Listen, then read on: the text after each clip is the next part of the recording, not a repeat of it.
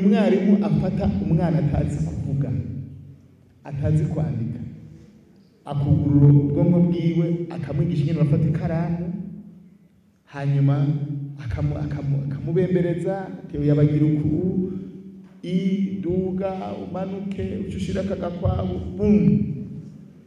Ivyo akabikwigisha, hanyuma ukavamo umuntu.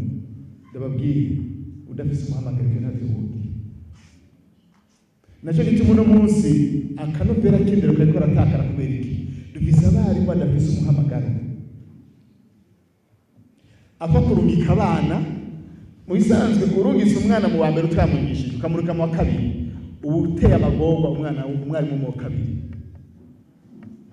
Kubera umwarimu mu wa kabiri ntaronka hahera, urufatiro ntabwo. Uwo mu wa mbere yigishije, uwa kabiri akigisha, uwa gatatu yigisha, uwa kane agira amagorwa. Kubera ko umwana aca atakaza, hariho ahantu itafari riba ryavuye, wamubwira we mwarimu uri mu wa kane ukavuga ivyo mu wa gatatu, ivyo ntavyo yigeze yiga.